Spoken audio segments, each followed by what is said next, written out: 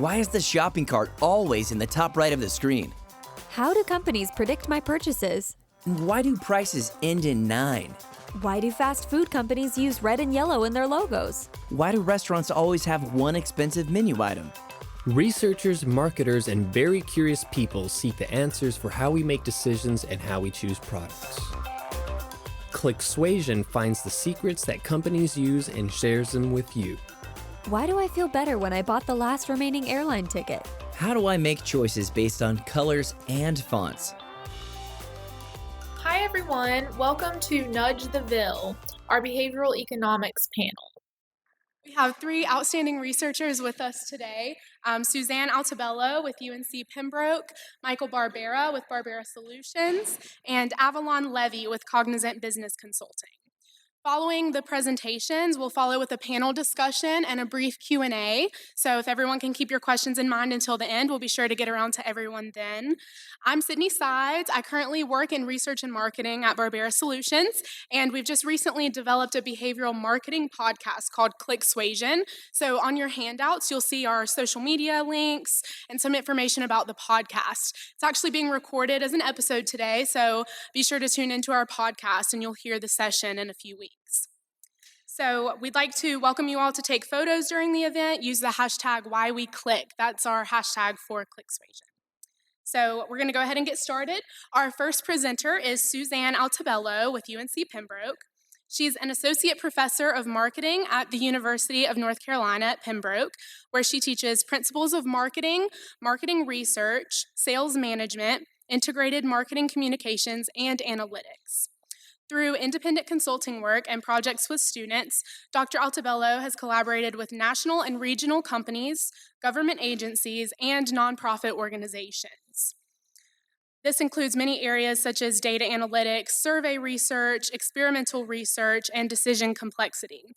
Her research interests are in the areas of consumer behavior, digital marketing, social media, technology acceptance, and services marketing. Her work has also been published in top academic journals, including the Journal of Consumer Research and the Journal of Business Research. So everyone, please give Suzanne a big warm welcome.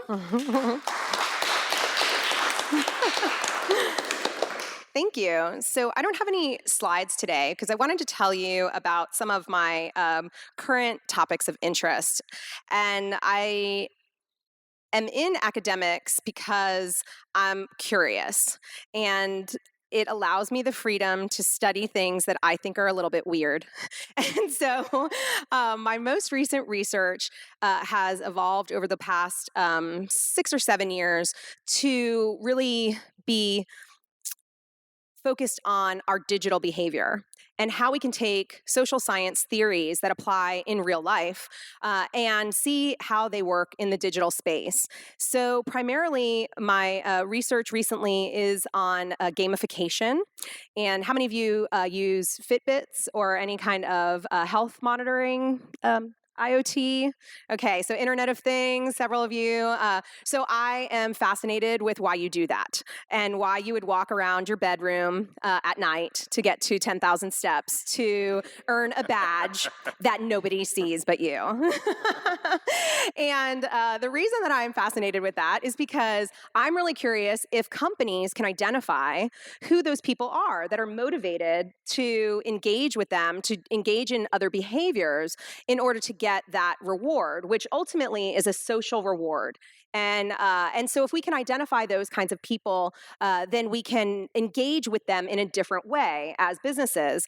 And then on this flip side of that, there are going to be many consumers who are more motivated by economic rewards versus social rewards. So in many cases, we don't really understand why a particular offering has flopped, or why a particular marketing communication or marketing incentive has not worked, or why did someone put something in their in their online cart and then abandoned it. And part of it can be that you have a mismatch between your strategy for incentivizing consumers and what they are most motivated by. And so the gamification projects really emerged out of that interest of why do people continue to walk around their bedroom and get these badges.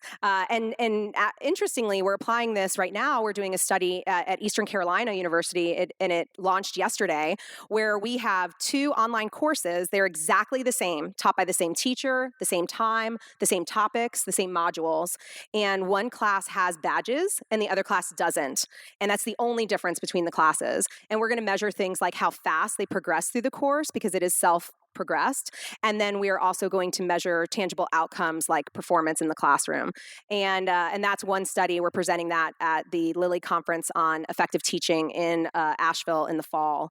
And then some other gamification research has to do with some work I'm doing in a consulting realm, which is looking more at how do you gamify political action among millennials in NC District 7, and in particular, that's our sample district, and then gamification of network selling. So I'm working with a company and creating gamification principles within their mobile-enabled app.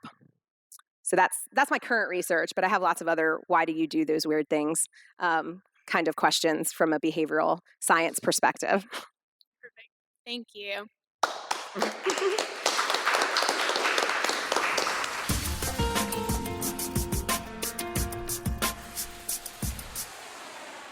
All right, now we're going to introduce Michael Barbera with Barbera Solutions. He is a Fortune 50 consumer psychologist and strategy consultant, angel investor, and award-winning business strategist. He's a business psychologist who is involved in both practical and academic endeavors. His areas of practice are consumer behavior, consumer emotions, social psychology, decision-making, brand management, and long-term business strategies. Michael is currently employed as the CEO of Barbera Solutions. His clients can be found on the Fortune 50 list, ABC's Shark Tank, and Bravo's $1 Million listing. In 2015, the White House recognized Michael for his contributions to entrepreneurship.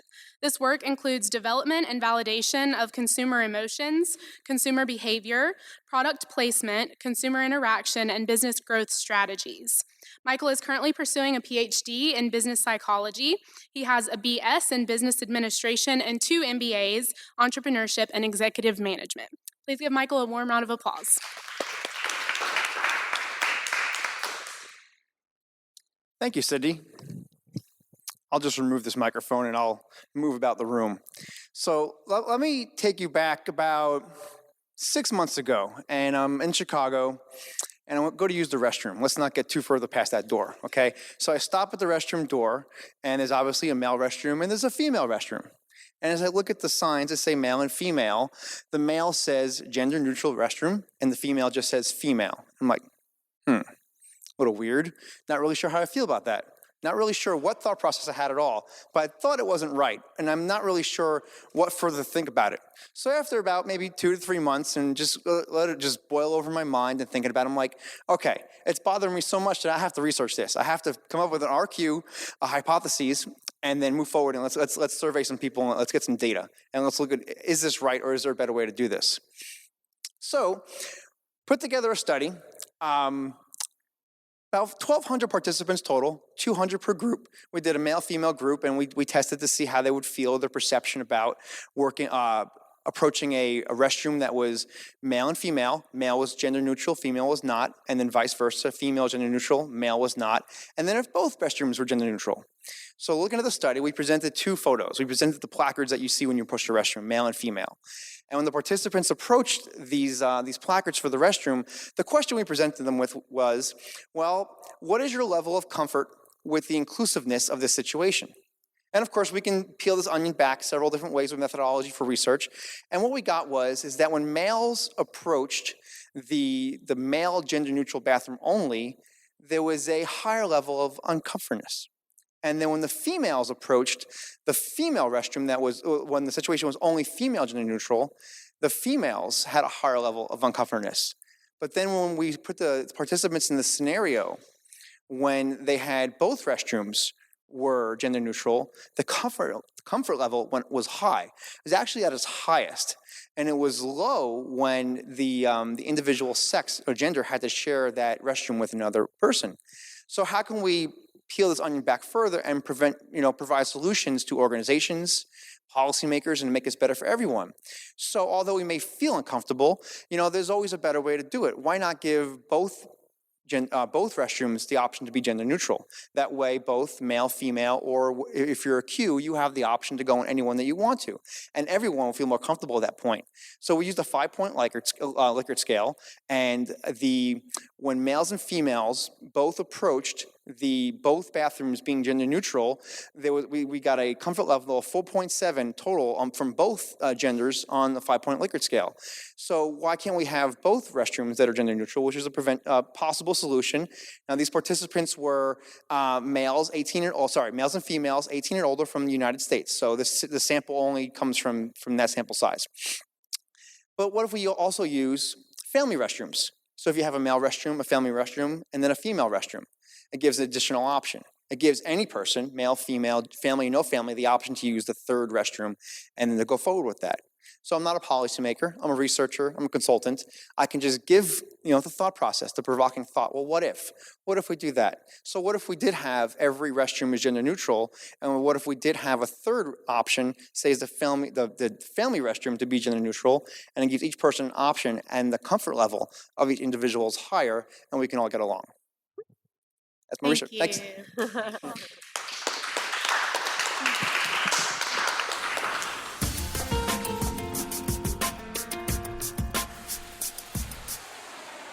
All right, now we're going to welcome Avalon Levey. She is with Cognizant Business Consulting. Avalon is an organizational change management consultant for Cognizant, a multinational corporation providing digital strategy and consulting services. Though now in the private sector, she comes from political organizing at the state, federal, and international level. For example, in Washington, D.C., she organized multicultural support of U.S. diplomatic leadership towards achieving a two-state solution of the Israeli-Palestinian conflict from 2012 to 2015. Her background allows her to frame change issues from the dual approach of policy, cascading down, and grassroots pressure up.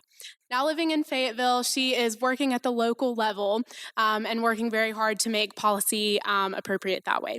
We'd like to welcome Avalon. Thank you.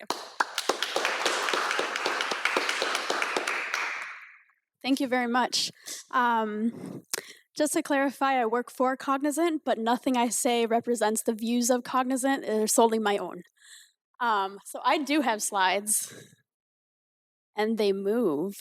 This is a program called Sway, if you're interested. It's from Microsoft. So my research is econometrics-based research, which means it's a mix of economics and statistics, using a lot of regressions to test what we're looking at, a lot of data. So I looked at the effect of foreign direct investment, which is when one company or country or entity in one country has a stake of at least 10% in a company or entity in another country and has a great amount of control over that company in that way. The effect of FDI on the Human Development Index adjusted for inequality, I'll get on that in a little bit, in Latin America. Stay with me. Sorry. So why study this? In 2016, the Obama administration wanted to address root causes of emigration from Latin American states to the US by improving lives of ordinary citizens in those countries. And he wanted to do it by putting $1 billion into investment that advances security, prosperity, and economic growth in the region, partnering with international financial institutions, the private sector, civil society, and other international partners. That kind of points to FDI. A few definitions. FDI, how does it happen? Usually through a subsidiary or associate company. A company in one country will set that up in the other country. acquiring shares of an overseas company, just buying it, or a merger or a joint venture. HDI, which I mentioned. HDI is a measure of welfare, and it takes into account health, education, and income. And it's an average. So for the whole country, on average, what's the average income, average health level, and average education level, which takes into a ton of other measures, including literacy, years in school, access to school, things like that. And so I was more interested in the part of the policy that related to ordinary citizens, which means we need to adjust those averages to look at inequality, because some people might have a whole lot of income, and if most of the people don't, the average doesn't really help us understand how the lives of ordinary citizens are changing. So the inequality adjusted HDI, IHDI, takes those three factors of welfare and gives an account for how those are distributed within a population, and also accounts for the percentage lost to potential welfare as a result of that inequality. So for the states that I studied, it turns out there's not enough data to tell us how Latin America is doing as a whole. So I had to limit the study to 24 states, which are listed there. As you might imagine, states like Cuba don't have a lot of data, almost no foreign direct investment. And then there are also states that just don't have enough of the control variable stats from the World Bank or the Human Development Program that I could pull from. So you'll excuse the smaller sample than all of Latin America. The theory suggests that FDI, an increase in FDI should result in an increase in IHDI. Now, we get that from the International Monetary Fund, the Organization for Economic Cooperation and Development, OECD, and the United Nations Conference on Trade and Development. However, each of the papers that these three institutions have prepared are all talking about GDP as a measure of wealth, which is fine, but that doesn't really tell us about the welfare. So it still also doesn't tell us about inequality and ordinary citizens. So the theory doesn't exactly talk to us about what we're interested in. But I was still really hoping, right? You want more FDI to mean that the ordinary lives of citizens are improved by measures of welfare. So I ran the regressions. I ran about 6. Our variables on the X, we have inequality adjusted human development as a %. If you're interested in the math, I can show you later.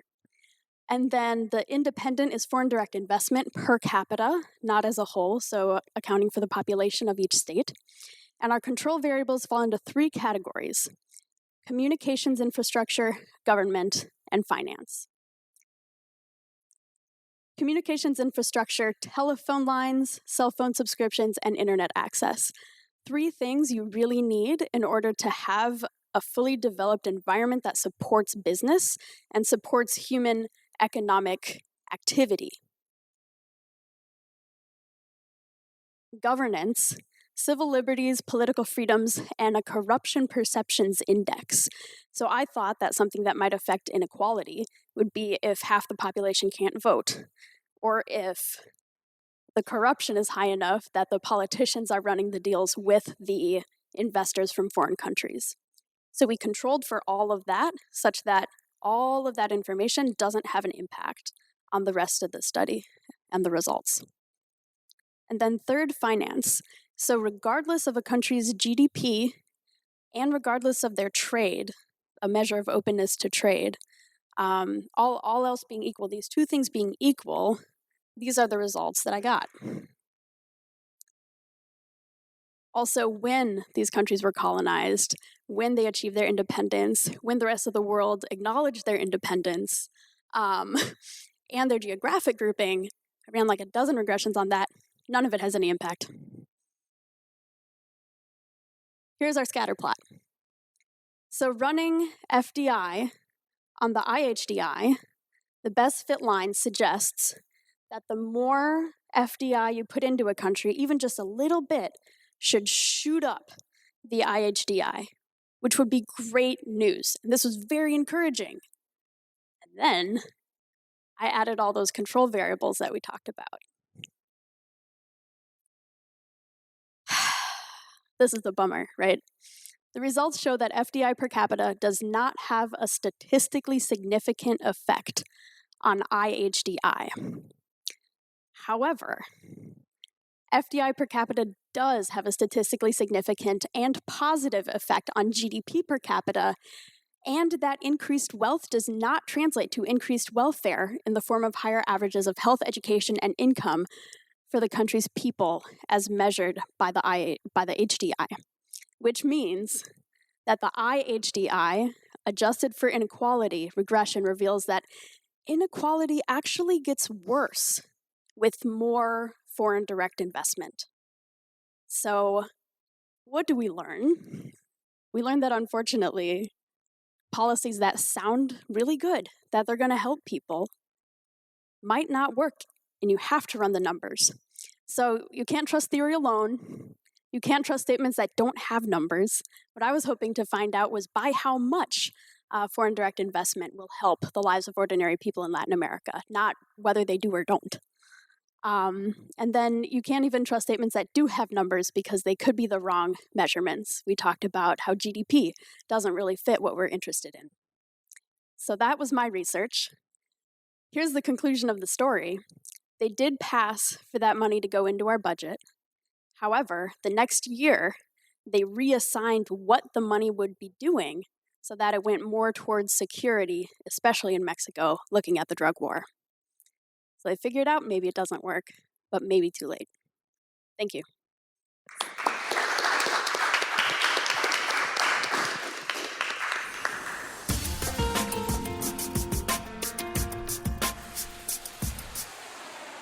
All right, so thank you for the presentations. We're going to go ahead and move to our discussion now with the panelists. So our discussion is going to focus on how new insights from behavioral science can be accommodated for traditional models of economic behavior. So new research, like what each of our panelists have discussed, is constantly emerging in behavioral science and is changing the way we should be thinking about economics. So our discussion is going to focus on several different points involving some of what we discussed today. So first, I would like to talk about just the importance of the field of behavioral economics. Why is this field so important, and what are some of the potential impacts that you foresee in the future? Well, I might be the senior person at the panel. So my K through 12 and my undergrad education at University of Florida was without the internet. And when I started my master's and doctoral work at Notre Dame is when I got my first email address. And I remember being so fascinated with all of the internet. And so by 99, which Bruce and I were just mentioning that number, to do doing online surveys, I kind of subsidized my my graduate education by digitizing data for older professors that had their data on cards or dot matrix printers, things like that. And so I've always been curious, and I think a lot of Gen Xers like me have always been fascinated by the interworkings of the internet. And then what happened is I feel like there was a lot of millennials who grew up with all of that access and weren't as curious about it. And the thing about behavioral economics, I wish that was around when I did my PhD in social psychology to learn about motivation and attitude change and persuasion, but then applied it in a business context, went back to Florida and did my postdoc. But the reason that behavioral economics came to pass and why it's so important is because regular economics assumes that people are rational. And so it looks at the fact that you would take the benefits and the costs of doing something, and then you would act in a rational way. And we see all the time that people don't act in their own best interests, and they don't act rationally. And that's where the behavioral economics field came in. And I think that it's really important to not assume that people will act rationally. Just like in my gamification research or some other research that I've published, it's like you don't, sometimes as Avalon did, you find out something you don't even want to find, because once you statistically control for all of those other variables, you find that it's actually not working, or it works even in the opposite direction. So, and then we go about trying to control different aspects of that situation to find out what is that trigger, and how can we turn the phenomenon on or off, or what other factors moderate the effect. In other words, which other factors make that effect go higher or lower. So just like what Michael was demonstrating in his research. So really the need for behavioral economics to be talked more about, even in business, is because people don't act rationally. So I think that's kind of my big takeaway. Absolutely. I'm guilty of not acting rationally. I may research it. I may consider myself an objective thinker. But when I go shopping as a marketer as well, I may say, oh, you know what? I know exactly why that message is framed that way. I know exactly why this individual is trying to sell me on this insurance program.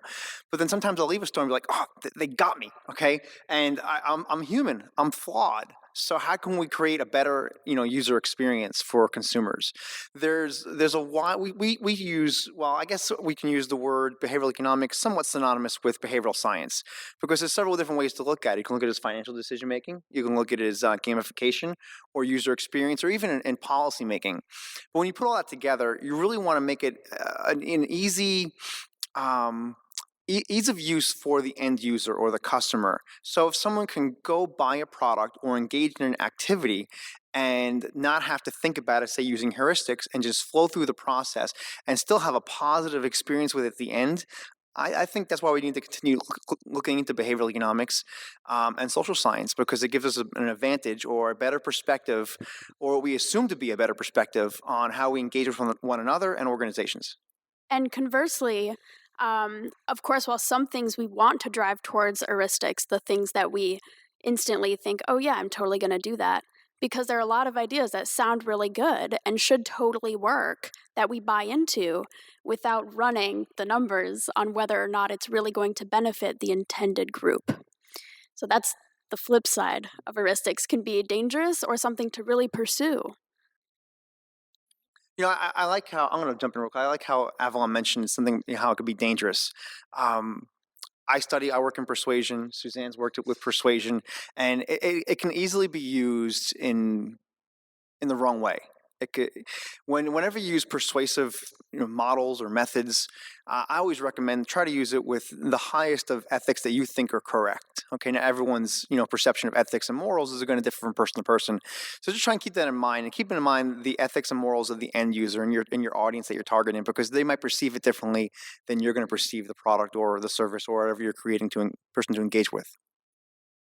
And also, Mike, one of the main components of your company, Barbera Solutions, is the Consumer Experience Lab. So a lot of times you're teaching clients how to think about their consumers and how to treat them and how to change their strategy to accommodate for that. So what are some examples of that you found when you finally get that person to understand behavioral economics and understand their consumers? What are some of the outcomes that you've witnessed? Well, it's funny you mentioned that, because sometimes it takes a lot of convincing, whether it's a small business owner or operator, or it's a senior manager or a C-level executive at a Fortune 1000 company. A lot of the times, us as individuals will make decisions just on the whim. Well, I know I want to do this, so I'm going to set this price point here. Well, why'd you set that price point there? Well, because it sounds good, or if the competitors are doing it, or it's a nice whole round number. So a lot of times, professionals don't put any objective thinking into why they do that.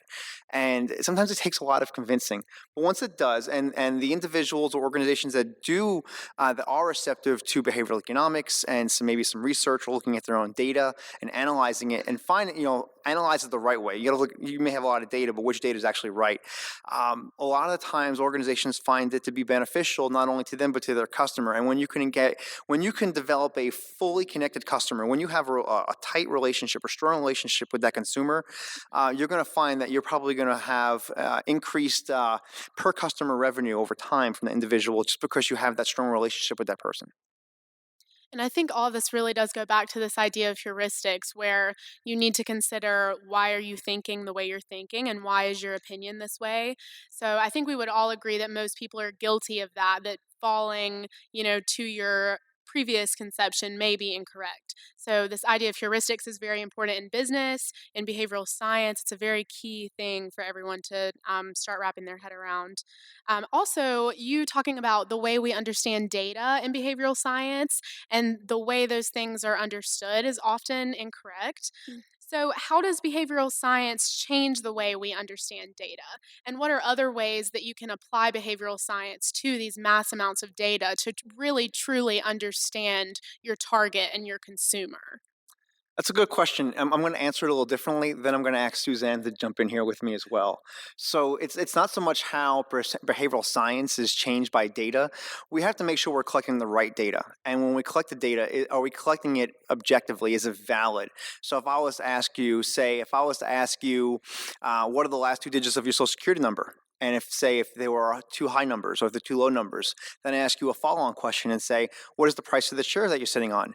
You're more than likely to give a number associated closer to the number you previously gave because you're going to anchor yourself into that number. So if you collect data that's probably, has poor validity to it, you're going to get poor data. So it has to start with good quality data collection. How are you getting that data? Who are you getting it from? And then analyze it for what you believe you have to analyze it for. I know it's a very broad and vague answer, but it's going to differ from organization to organization, industry to industry. Yeah, I would follow up on the fact that one of my favorite books that I keep on my bookshelf is called How to Lie with Statistics.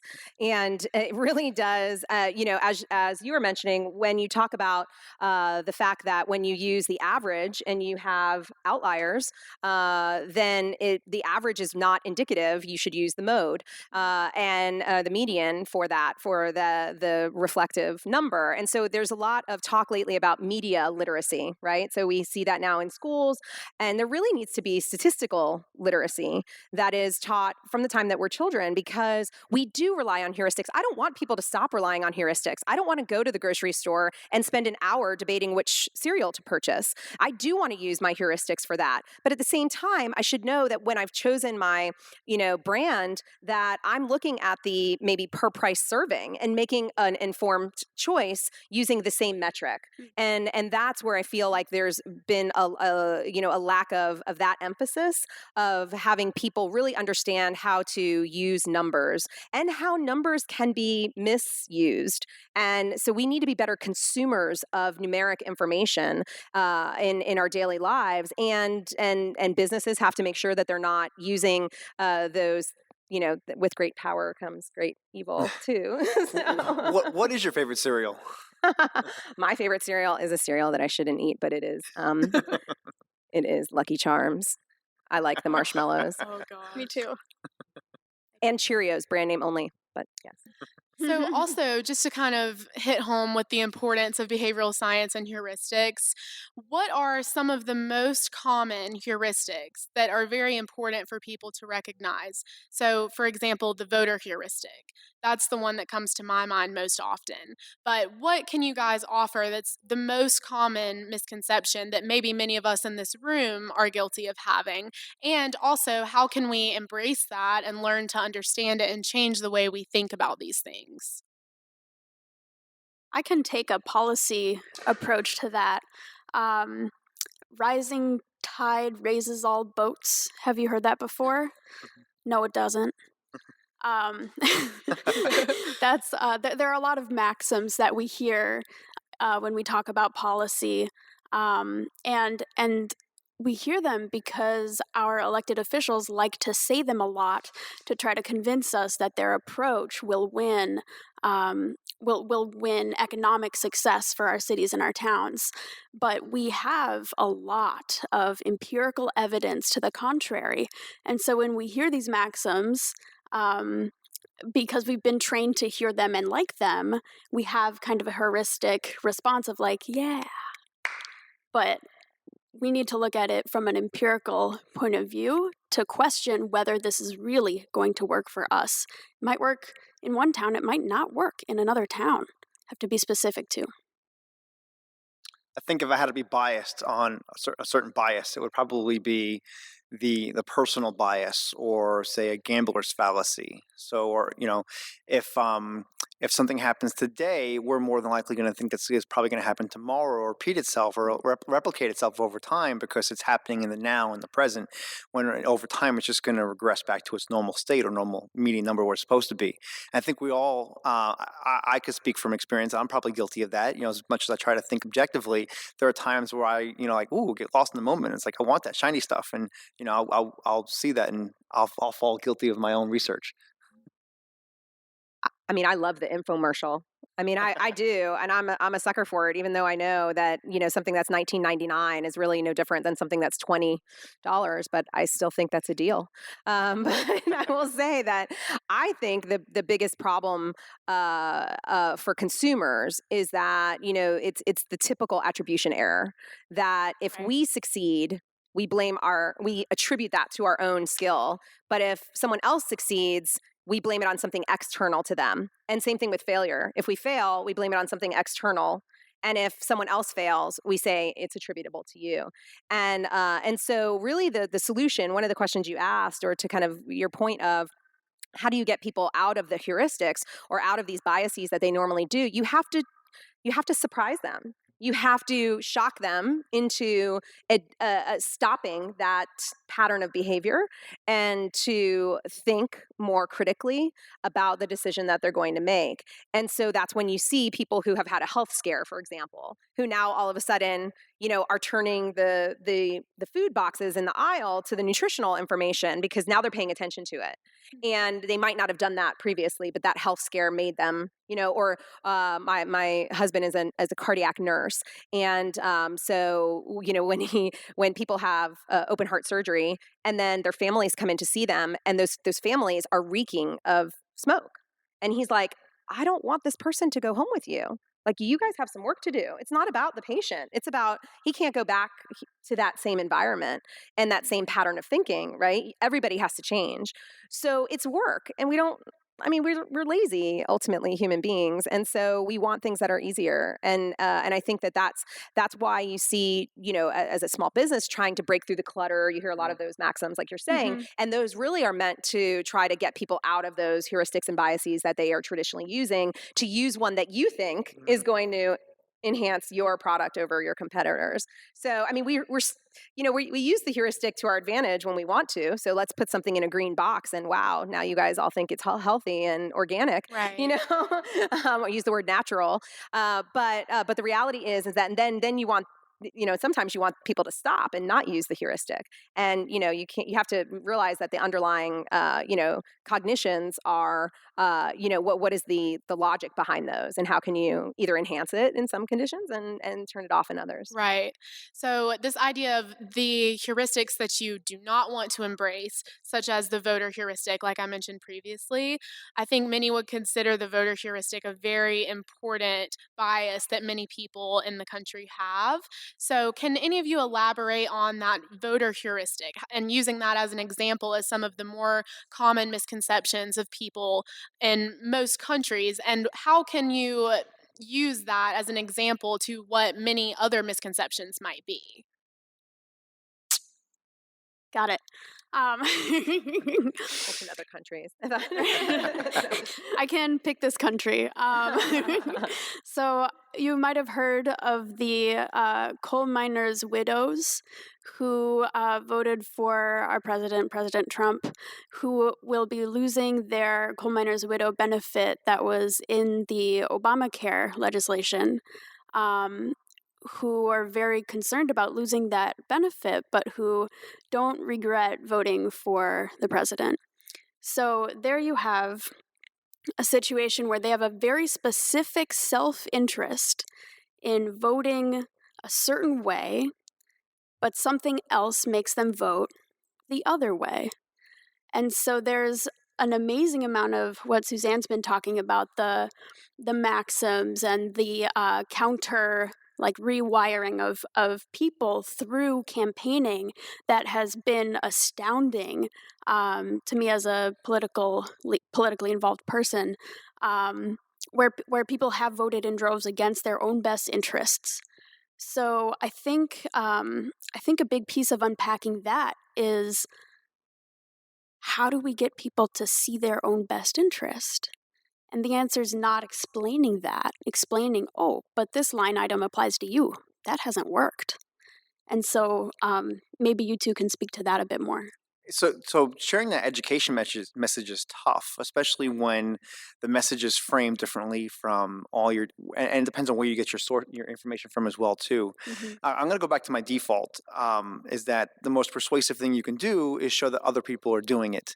So if all of us and say, hey, who's going to vote for Mr. Smith?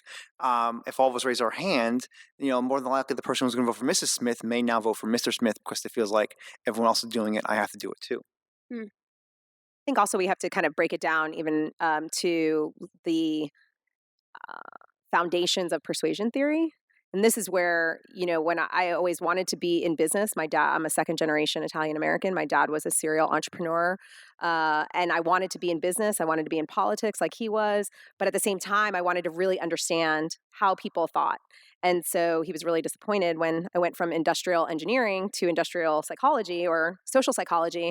And if you look at those, like one of my favorite lectures I've ever given that I still have is a lecture I gave on 10 steps to becoming a cult leader, because there is a formula to convincing people to do something that is against their best interests. Right. And isolating them from other points of view. So not presenting both sides of a view, making them economically dependent on you. And you could take your pick. You got your Mansons, you got your, Jim Jones. I mean, take your pick, any cult leader.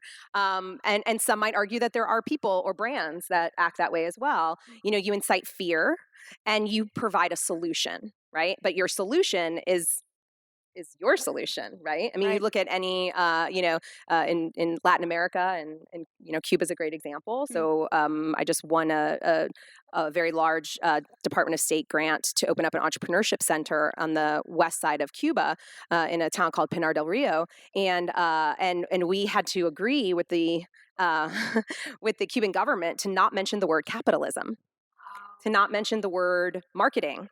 So imagine me going in to teach marketing strategy and go, I can't mention the word marketing. I can't talk about competition. I can't talk about capitalism. I'm not there to educate them about different democratic processes. I am there to teach the 30% of the Cuban population that is now allowed to engage in a very particular list of 200 or so areas of business that are not controlled by the government. And there's a limit to the number of entrepreneurs that can be in a particular area. And we have very strict requirements on that because they want to control. I mean, we call it propaganda, but it's basically just controlling the message, right? It's controlling the information that gets fed out to the people. And so I do think that there is the foundation of a lot of us in a social environment is fear. And that is the basic, the persuasive message that the voter heuristic, I think, is a function of. Right. So I think that's why people vote against their self-interest, because they're fearful of something bigger. Right. And we saw that in this election for sure. I think Suzanne deserves a hand for winning that grant. That's amazing. Well, it was won in the previous administration, and we can't get over there quite yet, but October. Right. Very good. Thank you. Now I'd like to move to the topic of small businesses and how small business owners can understand this field of behavioral economics and apply it to their own situations. So also thinking about this idea of big data and how small businesses can use behavioral science and behavioral economics to understand that data and develop solutions for their companies. I'm sure probably many people in the audience have small businesses or are involved in startup businesses, and maybe you guys could offer some insights for them in terms of how to use behavioral science. Sure, I'll jump in. So I'll dive right into that one. So regardless of the size of your business, start with your data. And if you say, well, Mike, I don't have much data. Yeah, you do. If you have a business Facebook page, you have data. Your sample size may be small, but you have data to work with. So start what you have. If you have a website and you have a Google Analytics account, or you have another way to look at your metrics for your website, that's data. You're looking at behavior flows, conversion rates, daily active users. That's all data that tells you the behavior of your customer. It tells you who your customer is, and it can help you define who is your target customers. For example, a lot of young entrepreneurs will say, okay, well, my target audience is everyone. Well, no, it's not. Okay, my target audience is 18 to 65-year-olds. No, it's not. Okay, it's 18 to 34-year-olds who live in the United States. No, it's not. Break it down. Break it down to socioeconomic status, demographics, zip codes, behaviors. What do they like to do? How many children do they have? Where do they go on the weekends? That's how you identify your consumers, and your data is going to tell you that. And once you identify who are your target customers through your data, then you can look at developing, say, a marketing campaign, or even enhancing your product to have a better user experience to benefit that target audience and who you're serving. And what are some of the solutions that these businesses can benefit from after they do that and they go more in depth with their target and more in depth with the behaviors of their consumers? What are some outcomes that you've seen in that and the effects of it on small businesses? Can I pull back just a second? Okay, so No, you I think that that the rational business owner would look at their metrics. The typical business owner does not look at their metrics because it's too much. Mhm. If you download, I mean, I teach a social media and digital analytics class at UNC Pembroke, but I also teach an entrepreneurship class at UNCW for non-business majors. And this past spring, went back to my alma mater and taught a social media analytics class to MBA and undergrads at Notre Dame. And I was pretty fascinated by why Notre Dame even wanted me to come back and teach, because I figured there was a lot of professors that could teach this. And the reality is that that while faculty are good at teaching what to do with large data sets. So we're good at big data. We're good at, Fortune 500 or economic indicators and, doing regressions and multivariate statistics. The reality is that a lot of small business owners can't do that. And moreover, a lot of the insights that you can download from Google Analytics or from Facebook Insights and Twitter and things like that are either in their raw form, a CSV or an Excel file, or they are provided to the user in a dashboard. Those dashboards are what we would call in academics univariate, meaning that they're single variable summaries. So here's your gender, here's your age, here's the time of day that might work. But until you delve into that data more specifically, you do not know what is working for your particular company. So what I do in those classes is I pair students with small businesses in the community, because frankly, I was tired of reading, marketing ideas for Dannon or Coca-Cola. They're doing just fine. And I'd said, why don't you help that small business that might close down the street, and let's go help them. It makes it a lot more work. So when I was coming over here today, I wrote down just the small businesses that I've been working with over the past 2 years, and they're small. Some are big, but they're pretty small. But there's a lot of them. So what we're trying to do is, I always kind of say to the students, we need to help small businesses learn how to fish for themselves, as opposed to just give them the fish. So we literally do step by step. How do you download your data from Facebook? Or whatever you're going to use, and how do you create pivot charts or other types of simple dashboard designs that integrate more than one variable at a time? So, for example, I was working with a client in Charlotte. She has a small retail clothing store, and she has been using Facebook Live pretty successfully for the past few months. And she thinks that it's like turned her business around. And so I said, well, it really depends on what your dependent variable is. If it is reach, meaning impressions, her Style Box Saturday video, Facebook Live, is getting a lot of reach. But if we're talking about conversion or engagement, meaning like interactions with their customers, or conversion, meaning do they click on the site and go to your e-commerce site and actually purchase, her top time was Tuesdays at 6 p.m. Guess who was not online at all on Tuesdays at 6 p.m.? This business owner. So she had no idea that what she was attributing to her increase in sales was not what was doing it. And so what we did was we set her up. We said, look, here's what your data actually shows. And then let's teach you how to use a free social media scheduling tool like Hootsuite, which I make my students get certified in. And let's schedule that out based on your actual data. So you're not using the sort of overarching general, summated average data for the platform, but we're rather peeling that onion, as Michael would say, for your company. And the thing is that we're not teaching entrepreneurs how to do this. And so I would emphasize, if this is something that you need help with, that these local entrepreneurship and co-working and incubators, that's what we need to be teaching our small business owners, is how to do that for themselves, how to fish for themselves. And I would encourage you to actually engage with faculty, because our mission as academics is to be teaching students how to be good employees and good business owners and the future. So I want to teach that statistical literacy. I want to teach data analytic, and tying that into what is the return on that social media investment, or what is that return on your marketing investment, and tying that data to a number is what I feel is really lacking. So you get this sort of, small business owner saying, I'm pretty sure Saturdays are great, and that's not actually what's happening. Right. So I just feel like that's really what my mission is in the next, few years of my career, is in that how do we translate that into actionable changes for small business owners? Right. Now let's talk about how traditional models of economic behavior are changing in response to behavioral science. So some of these larger issues going on in the economy, when we're now learning these new insights from behavioral science, how are we accommodating for that, and what do you foresee in the future as a response? One thing that I've been noticing, especially since moving to Fayetteville from Washington, D.C., is an economy of trust has just been the only thing that I have seen here that's real. So I don't know people who don't buy patterned dresses from Lululemon because they have a friend who sells it, and they know that all their friends like those dresses and tell them about that.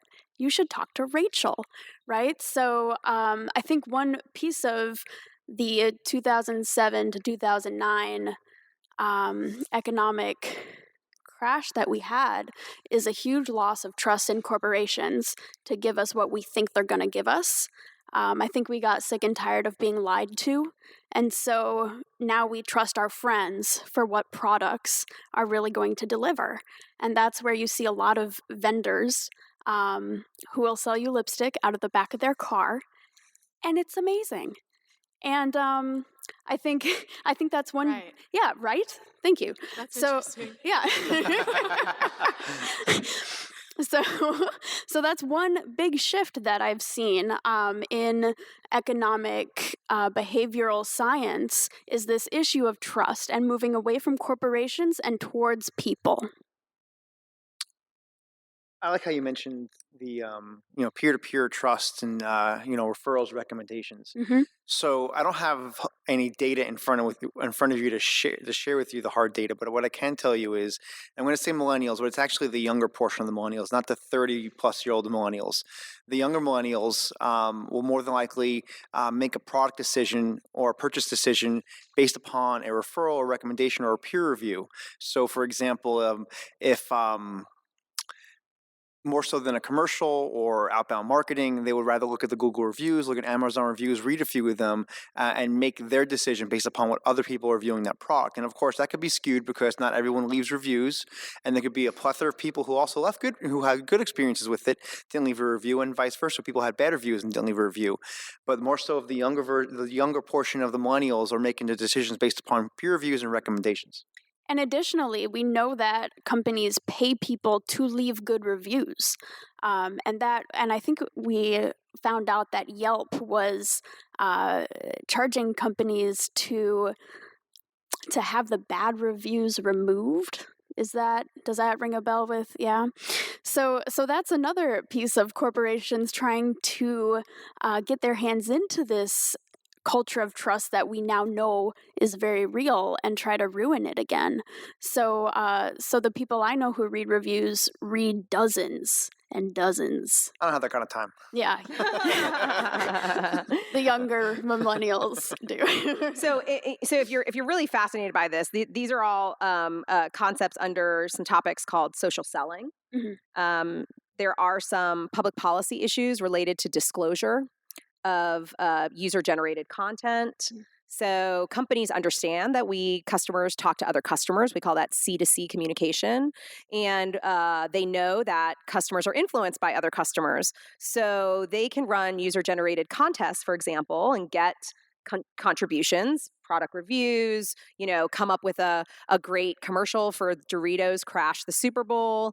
And, 10 years ago when Doritos did that, it really turned the advertising industry on its head, because now a regular person and now even with technology, any person with a cell phone can create a pretty good looking video, themselves, and share that information. So it really has changed how we look at communication, and from a company versus from trusted others. I want to take maybe a different perspective. What I've found is happening quite a bit, and what I think the trend is in the future, is machine learning, which basically is adapting the regression lines over and over and over again based on more and more and more data. That's why that pair of shoes that I was looking at on this particular website is now following me across every social media channel that I'm looking at, because that company knows that I put that pair of shoes in my cart and then I left, and then it's updating that information with all of my other identifiable information. And while sometimes that's really good, because I see that shoe over and over and I'm like, I really do need that shoe. And then and sometimes we know it's manipulative, because that's what happens when we get into machine learning and adaptive learning in media, so that we only listen to an echo chamber because we're seeing the same commentary over and over again. We're not getting that sort of depth of information or that breadth of information from other sources. So we have to be careful about the fact of assuming everybody has high ethical standards, and we're at the same time, the machine learning can be really cool. There's a company out of Wilmington called NextGlass, and they are a machine learning wine company. They just bought Untapped, and then they changed their name to Untapped. Untapped is a beer social network. So they have the beer and the social network part covered, where people can rate their own beer, but they also have the machine learning from the NextGlass technology that allows you to know if you liked this particular wine the last time.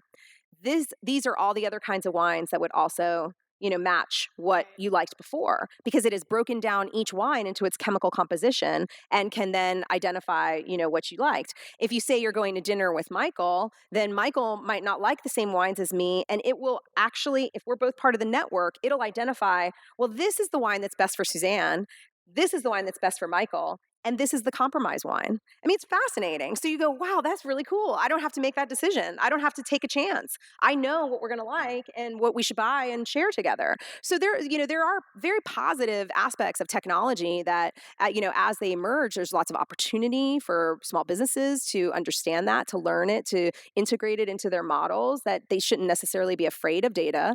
And there are times where we need to take a step back from the data or understand it better, simply. Right. The data's there. It's already out there. You've given away a lot of it, and then, Right. so, and I don't think we're going back to another time. I mean, unless you guys are all going to move, we're going to not be a social society anymore. We're all going to live, in the woods by ourselves. I mean, I'm willing to give up a little bit of privacy for that kinds of, for living amongst others. Right. So I guess I just don't, I don't want it to all be bad, Right. Maybe I'm still hopeful. Well, it can't be bad. We can download this app and go next door. Everybody in? Exactly. Yeah. Exactly. So now, to wrap up, looking back on the discussion, what would you guys say are some of the main takeaways and the most important points from our discussion that the audience should bring with them after the event today? I loved what Suzanne just said about taking a step back from data to look at it and really judge it and think critically about it. And I think taking a step back can also be applied to the heuristics discussion that we had earlier, to say, am I doing this because I want to do it, or have I been influenced? And kind of taking that apart to see what you might really want to do. I like data, so I'm going to go the other way. I like diving into it. But I will say ethics, morals, design your product or design whatever you're designing with the highest of what you believe is ethics and morals. Because once the consumer or the end user identifies that you're being persuasive or overly persuasive in a way that's not in their best interest, they'll identify it and they'll probably never be a consumer ever again. Michael, I just want to clarify. When I say take a step back from data, I don't mean turn your back on it. I mean look at the bigger picture and try to understand better what it represents at the deeper level. Not ignoring it. Right. So don't ignore your data. Right. Yeah, and if you do not know how to understand the data, be curious enough to ask those questions. There is I really don't like this perception that we graduate from college or we graduate from high school and then we stop learning, because that's not the real world, right? And I always say, if you can teach yourself how to do a recipe off of Pinterest or follow instructions on how to do an oil change using YouTube videos only, then you can learn how to download your data and check it out in a pivot table in Excel. There is lots of free learning out there, whether it's iTunes classes, whether it's Coursera courses, whether it is edX or other types of online learning environments where, when I have a customer or a client or a project where they say, well, this was a great paper that your students gave me. It was amazing. And then I see them 6 months later and I was like, hey, so what have you done, with that project we did, this social media plan, blah, blah, blah. And they'll be like, oh, it's still on my shelf. I didn't know what to do.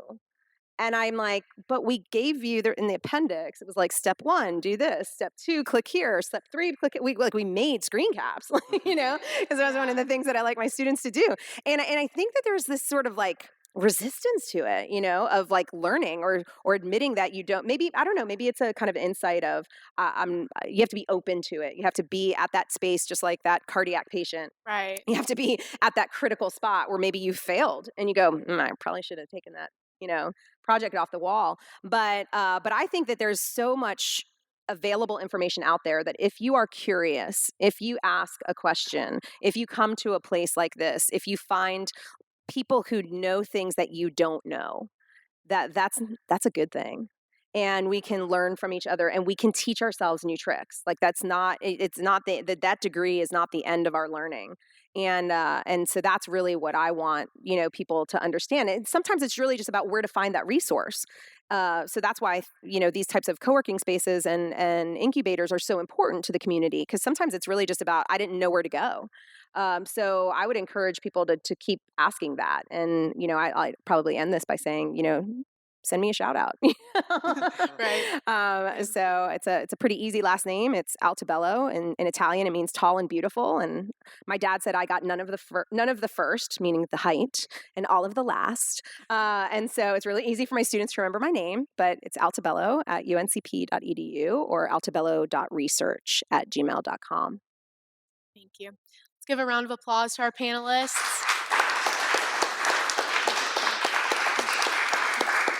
Now I'd like to open up the floor to anyone in the audience that might have a question.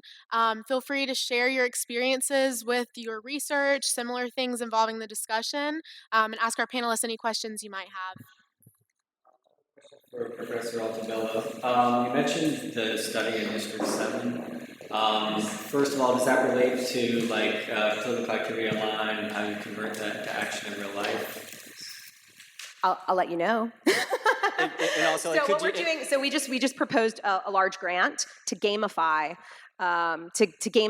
political activity. So what we're doing is we're actually integrating it's called a white label solution. It's actually a scavenger hunt API that we put into a web-enabled website, a mobile-enabled website, because millennials don't like to download apps, just so you know. And then what we've done is we've identified the types of activity that we want millennials to do to get more politically active, and and it culminates in a share of their voter registration. And as they go through the game, they will then enter into a contest to win what millennials think is really cool, which is a super expensive drone. So this is this is what we're developing this summer, is the actual gamification of the political activity. We're just using NC7 as just a training ground because that's where I live. And so we're going into some of the the high schools, because in North Carolina, I think the average was 57% of millennials did not vote in the election. So some bad numbers there. it's going to be looking specifically at people who are over the age of 18 or 18 and over? Oh, of course. Yes. So it's definitely to what looking at a voter registration as our key. Yeah. So, we were holding back. We didn't know how the gerrymandering, the redistricting was Right. going to happen. The Supreme Court just came out this week and said that they would not hear the case. So the finding of the appellate court stands. So they will have to redistrict. They will have to redraw our districts here in North Carolina. So once that happens, we'll have a better idea of how to metric our outcome variables for the gamification versus previous numbers for. So we're going to compare. We're going to take districts that have very similar demographics among the millennials, and we're going to do the gamification in one district and not in the other, and see whether or not the gamification actually increases not just registration numbers, but also the final metric, which is did they actually then vote in 2018? And is the sorry, I just lost my train of thought there. I'll actually. Okay, I that's great. I have a million questions, so I'll just get. back to you Okay, later. that's Yeah. great. That's great. Other questions? Doing due diligence is hard. Comparing products, evaluating a marketing message against reality. Doing all this is hard for a particular individual. Even intelligent people are intelligent most of the time. They're not always intelligent. And so there's sort of this idea of an informational cascade where somebody relies on somebody else to be the authority on something. It's why people choose one brand over another, because it's popular. It's not so much going with a crowd because you want to be part of the crowd. It's that somebody in that crowd has an opinion that you think is the right opinion, so you go with that opinion because you want to be right also, but you don't want to have to do the work in advance to figure out if that really is the right opinion. So there's kind of a downside also to that people kind of get lazy about evaluating the environment that they're part of. And there's, I think there's sort of a change in society today compared to, say, 100 years ago, before television and before the whole advertising world kind of became mature, that people might have been willing to exercise a little more individual judgment in their decisions than today, and that the advertising industry has sort of conditioned the public to rely on the truth of a message or to rely on somebody else's opinion, especially in marketing and in business decisions. Can you take a minute to talk about whether you think that results in a stronger society in terms of the people in the society, not necessarily from a business standpoint, or a weaker society, and whether the kind of pliability that business imposes on the general public, because everybody wants people to buy their product, whether this kind of pliability also makes society vulnerable to other kinds of external manipulation, like what a lot of people talk about might have happened during the last campaign season. And then other evils of maybe the downside of people not evaluating their decisions with due diligence. So first I'll say it depends, and then I'll continue to go on with a little more, elaborate a little more on it. So humans, we typically like to make decisions that are safe to us, decisions that we know. We like to buy Lucky Charms because we had it as a kid and we love it. I love Cocoa Puffs, so when I go to the grocery store, I'm going to reach for it, even though I know it's bad. And I keep away from that. All right, it's all full of sugar, but I still want to eat it. It's safe to me. I know it tastes good. Suzanne mentioned she likes the name brand Cheerios. She doesn't like the generic Cheerios because it tastes differently, because she had a bad experience with it. So as long as the individuals continue to use products, services, or engage with other individuals or organizations that they've had positive lived experiences with, they'll continue to go back there, and it won't have a negative effect on the local economy. I assume it wouldn't have a negative effect on the local economy, and it would more than likely probably help out the community as well. So as long as humans continue to be humans and go with safe choices, for the most part, because we do take risks and we do think irrationally, I think that it shouldn't be too much of an issue or a concern. I want to take a slightly different approach that has a very similar idea, which is kind of looking at a fear of change within the idea of taking risks. So there are influencers on Instagram who are paid by companies to try their products and then take a picture of them with the product and share it to their however many hundreds of thousands of followers. And I know those so, companies if you need those names.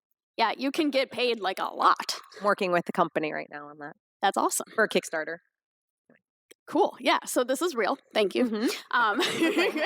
We have proof of concept. Yes. There we go. And there are people who make their living this way. And as an Instagram user, you get kind of attached to these personalities. And you start to trust that, like, oh, this person is kind of sort of my friend. Like, I bring them into my living room. They're a part of my life. And they're telling me about this thing that they tried that they liked.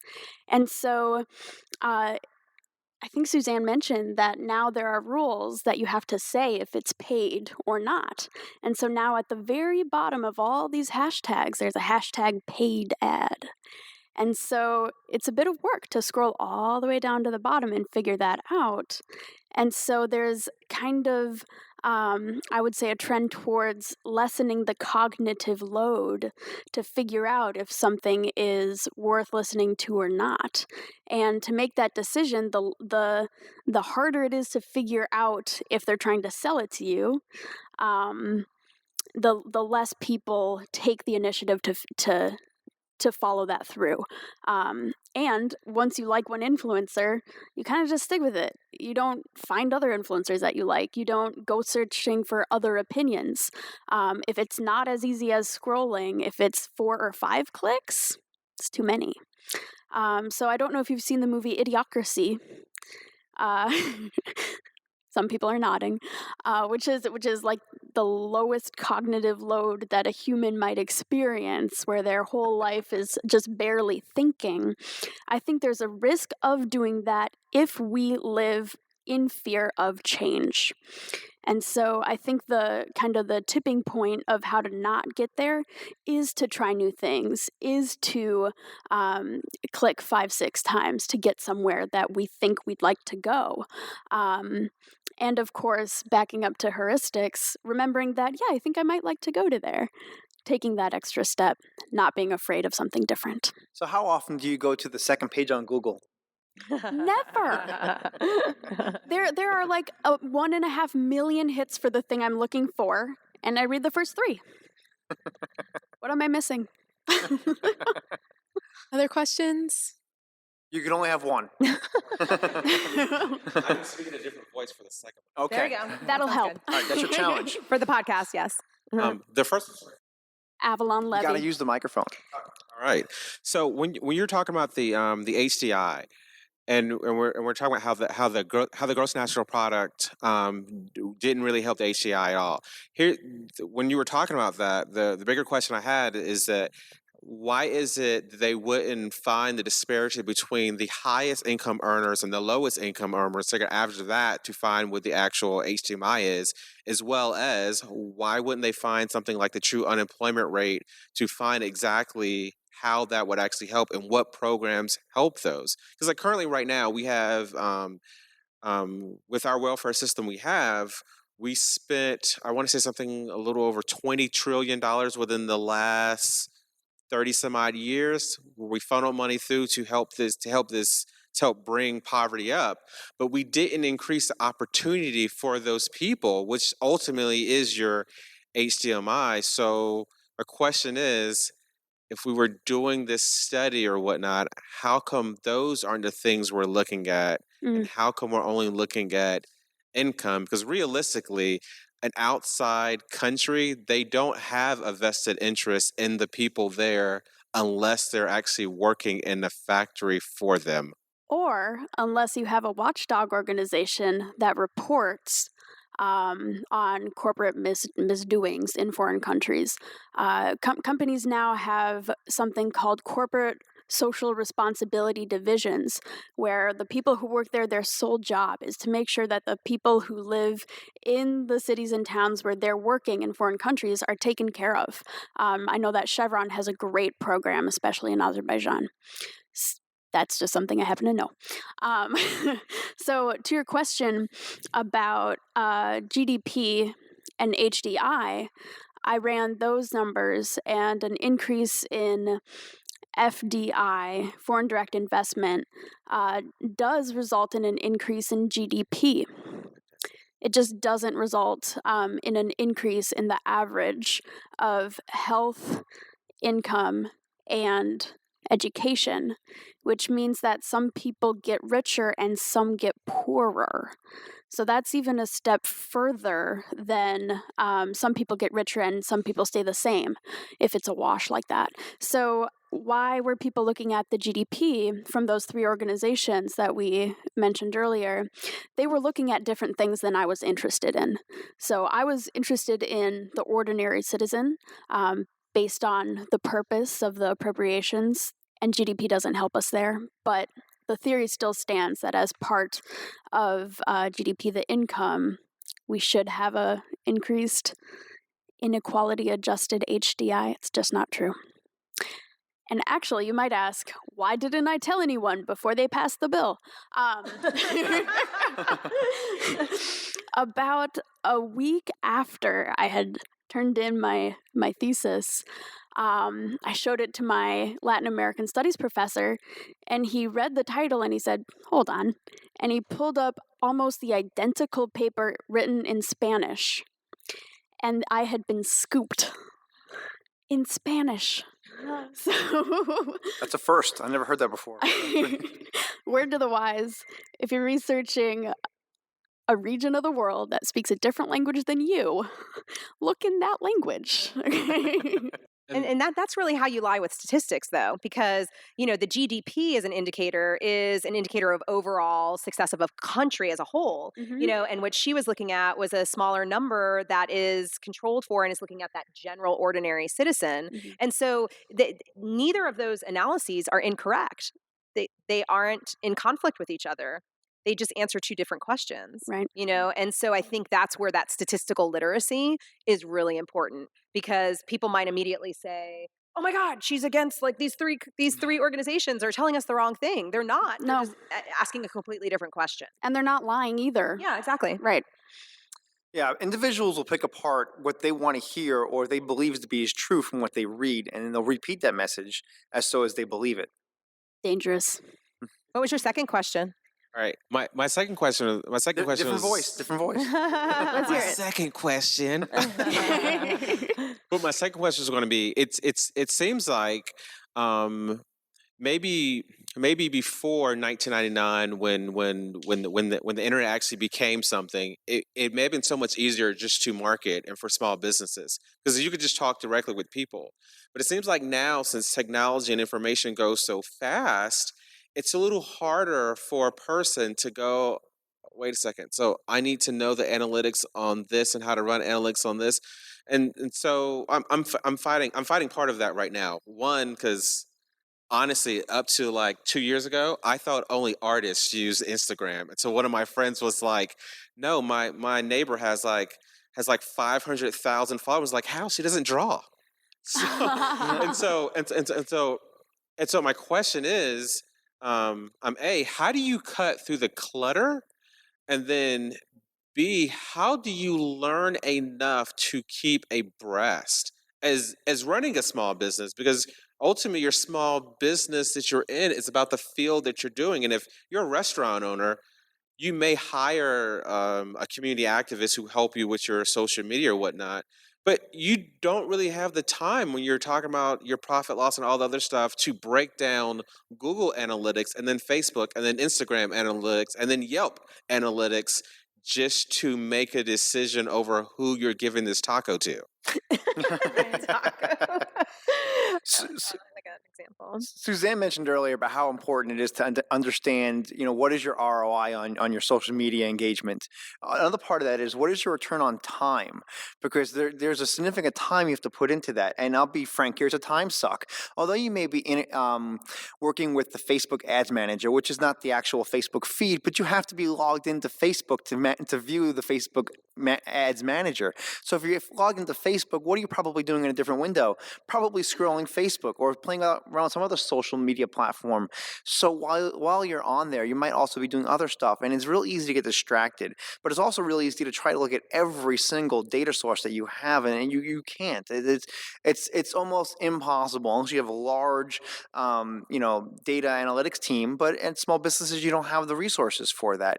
So yes, at first you might have to play around with every one of them, or at least play around the ones that are providing you with the most data, where are you getting the most data points from, and then analyze that. Because if you're getting a larger sample from, say, Facebook and Instagram, same company, you might want to look at Facebook, look at where your mostly data is coming from, and then branch out to what's second most important, third most important, and then you can probably peel back that onion from there. So it's difficult when you have one person or two people in a business, and so much to look at and so much to do. So look at what is your return on time, where is your current audience at, how do they engage with you, and then start from there, and then work your way to other platforms.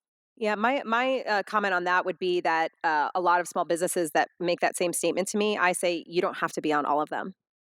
You don't have to be on all of them. Your customers might be on all of them. They might overlap on some of them, but you need to identify what are you capable of committing to and be really good at it, right? And then scheduling. Being disciplined is the hardest part for an entrepreneur, right? It's the hardest part for, it's why I don't exercise, Cheerios. But I'm really disciplined. I mean, I'm a note taker, and I'm very multitasker oriented. And so for me, if it doesn't go on our schedule, it doesn't get done, right? And so I say the same thing should happen for a business owner, is that they need to exhibit discipline, right? I mean, an investor wouldn't invest in someone who was lazy or who was, doesn't seem disciplined, or they're going to take that money and, and hang around for 2 years. As I was talking to Bruce about, some incubators in the Virginia area that he was familiar with, so you want someone who is disciplined, who exhibits that. And the way to be disciplined on social media or on all these new channels and those types of things is to learn enough to identify a tool that can help you schedule and manage and be disciplined. And even if it's more push orientation, so you're scheduling push notifications to go out to your customers on, whichever channels that you feel you can identify, that's when you get into this idea that, you change one thing at a time. One thing at a time. You don't try to change everything. So the idea of A/B testing is really something we all know, right? If we all understand it, it's this idea of you change one minute thing and see what it has an effect on. So, Karen, who was doing the Style Box Saturday Facebook Live video, that's all she did different in that whole month, was just that video. But somehow there was this trickle effect on Tuesday afternoons. And, and so she just did one thing different each time, each time we were kind of looking at growing her business. And so, but she didn't realize that was happening on Tuesdays until she actually integrated her point of sales information with her social media trends. And that does take the ask, or that does take the individual discipline to learn that. And it might mean, going and taking an online class, or it might mean that you do actually do Google Analytics certifications actually free. You can go through and learn all of that. You have to be disciplined, and you have to want to do that. It doesn't come easy. Just like, when my dad was opening his businesses, he might have only had one option for his supplier, right? So he didn't have as many options as we have today. Today, he would have had to go through more. Back then in the 80s, he had to pay more because it was, a monopoly type of situation. So, I think that when you have trade off one for the other, that there are some concomitant behavioral changes that you have to make to benefit from that, or to understand that. So, thank you. Another point of good news on that, if you're really out of time and you're not into it, you can hire someone else to do it. Small pieces. There are people who will deal with your QuickBooks for you, who will do all your social media reporting, who will send you reports every week. And so it could be a measure just dependent on how disciplined you are, and then how much you value your own time, or would you rather pay someone else to do it? It's very affordable. Yeah, learn, be aware, but build on your strengths and outsource your weaknesses if you have the resources. All right, we'll take one more question from the audience, and then we'll conclude. Anyone else? All right, well, a big thanks to Revolutionary Co-working for hosting the event.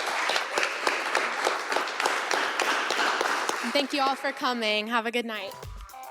Thanks for listening to Clicksuasion. Subscribe to the podcast, read our research, and get in touch with us at clicksuasion.com. You can also find us on Twitter with the handle @clicksuasion.